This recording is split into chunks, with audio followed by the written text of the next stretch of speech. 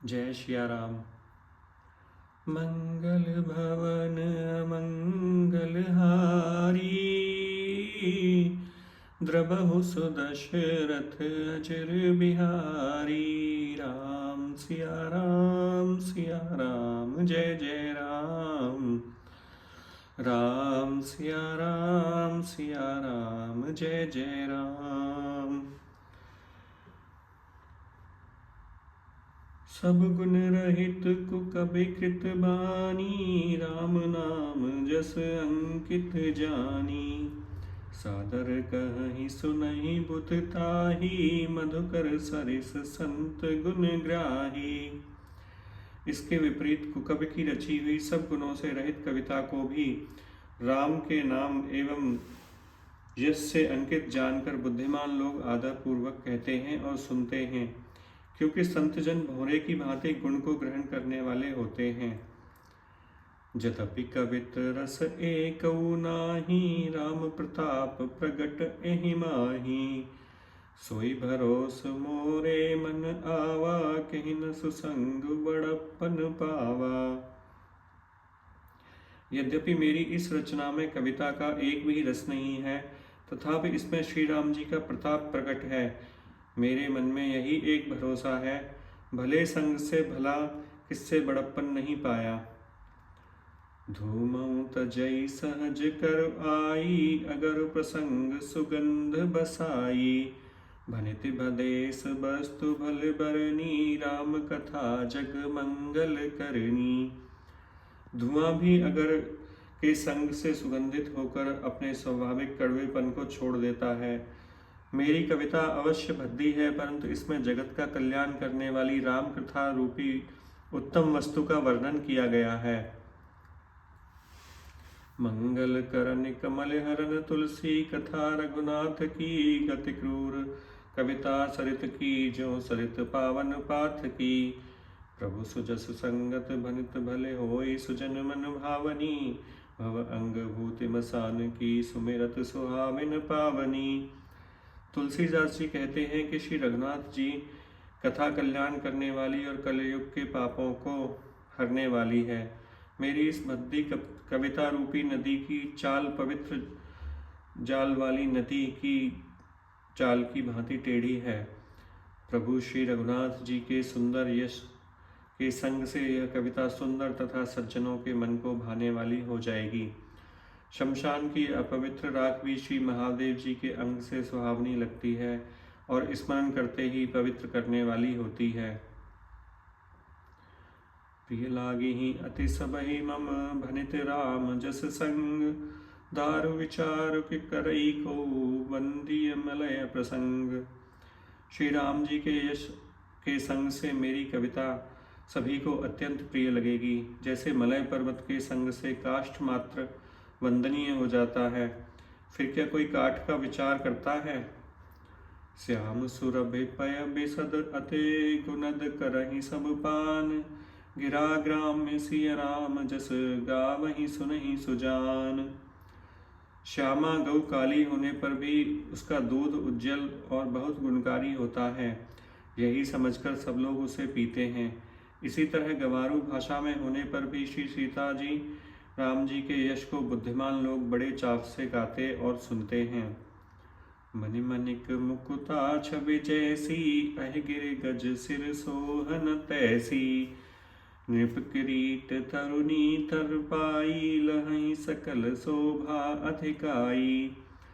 मणि मानिक और मोती की जैसी सुंदर छवि है, वह सांप पर्वत और हाथी के मस्तक पर वैसी शोभा नहीं पाती। राजा के मुकुट और नवयुवती स्त्री के शरीर को पाकर ही ये सब अधिक शोभा को प्राप्त होते हैं। तैसे ही सुकब कवित बुध कहहीं, उपजहि अनत अनत छबि लहहीं। भगति हेतु विधि भवन बिहाई, सुमिरत स्वारथ आवत पाई। इसी तरह बुद्धिमान लोग कहते हैं कि सुकवि की कविता भी उत्पन्न और कहीं होती है और शोभा अन्यत्र कहीं पाती है। अर्थात कवि की वाणी से उत्पन्न हुई कविता का वहाँ शोभा पाना है जहाँ उसका विचार प्रचार तथा उसमें कथित आदर्श का ग्रहण और अनुसरण होता है। कवि के स्मरण करते ही उसकी भक्ति के कारण सरस्वती जी ब्रह्मलोक को छोड़कर दौड़ी चली आती हैं।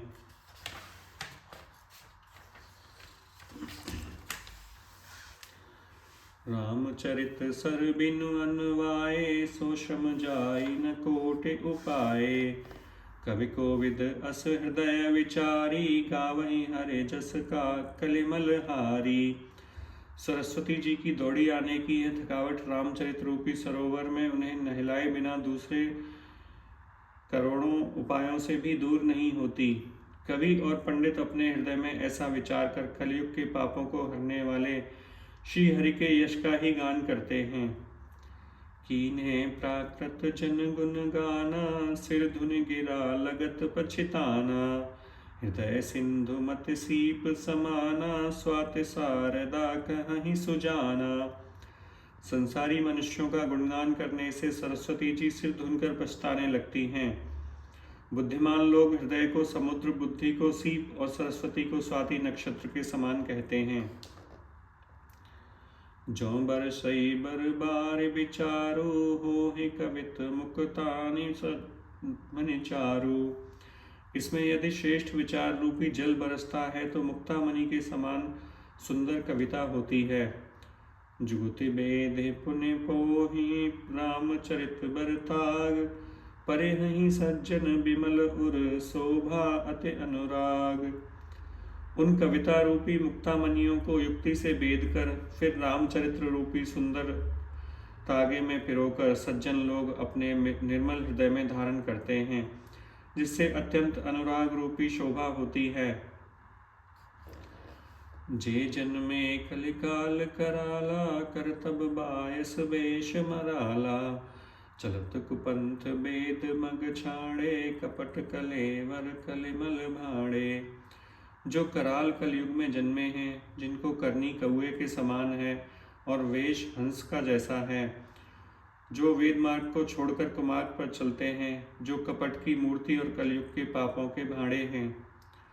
वंचक भगत कहाई राम के, किंकर कंचक कोह काम के। तिन मह प्रथम रेख जग मोरी, धींग धर्म ध्वज धंधक धोरी। जो श्री राम जी के भक्त कहलाकर लोगों को ठगते हैं, जो धन, क्रोध और काम के गुलाम हैं और जो धींगा धींगी करने वाले हैं, धर्म ध्वजी और कपट के धंधों का बोझ ढोने वाले हैं, संसार के ऐसे लोगों में सबसे पहले मेरी गिनती है। जो अपने अवगुण सब कहूँ, बाढ़े कथा पार नहीं लहूँ। ताते मैं अति अलप बखाने, थोरे महु जाने हैं सयाने। यदि मैं अपने सब अवगुणों का कहने लगूं तो कथा बहुत बढ़ जाएगी और मैं पार नहीं पाऊंगा। इससे मैंने बहुत कम अवगुणों का वर्णन किया है, बुद्धिमान लोग थोड़े में ही समझ लेंगे। समझे विविध विधि बिनती मोरी, को न कथा सुन देई खोरी। एतहु पर करे हनि जे शंका, मोहिते अधिक ते जड़ मति रंका। मेरी अनेकों प्रकार की विनती समझकर कोई भी इस कथा को सुनकर दोष नहीं देगा। इतने पर भी जो शंका करेंगे वे तो मुझसे भी अधिक मूर्ख और बुद्धि के कंगाल हैं। कवि न हो नहीं चतुर कहावऊँ, मति अनुरूप राम गुण गावऊँ। कह रघुपति के चरित अपारा, कह मति मोरि न निरत संसारा। मैं न तो कवि हूँ न चतुर कहलाता हूँ, अपनी बुद्धि के अनुसार श्री राम जी का गुणगान करता हूँ।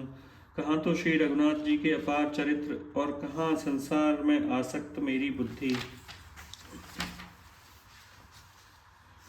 जिहि मारुत गिरि मेर उड़ाही, कहूँ तूल कहीं लेखे माही।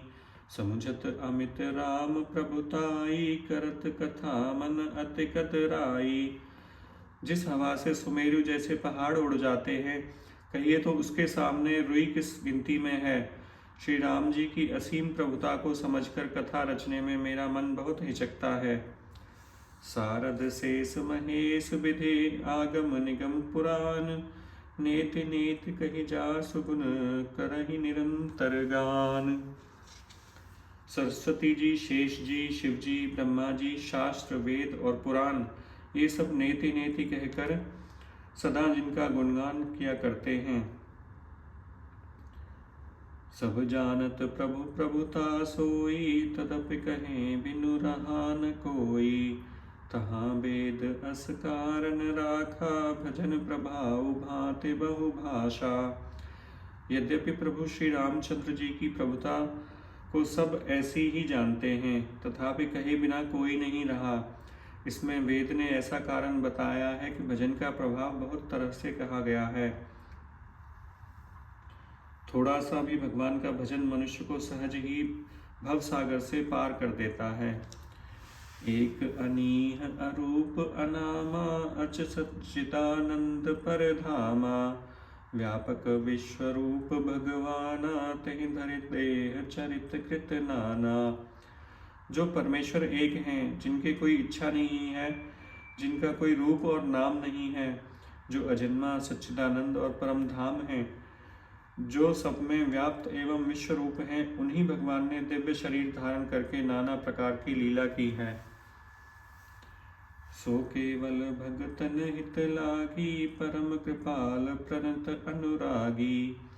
जेहि जन मम पर ममता अति छोहु, जेहि करुणा कर कीन न कोहु। वह लीला केवल भक्तों के हित के लिए ही है, क्योंकि भगवान परम कृपालु हैं और शरणागति के प्रेमी हैं, जिनकी भक्तों पर बड़ी ममता और कृपा है, जिन्होंने एक बार जिस पर कृपा कर दी उस पर फिर कभी क्रोध नहीं किया।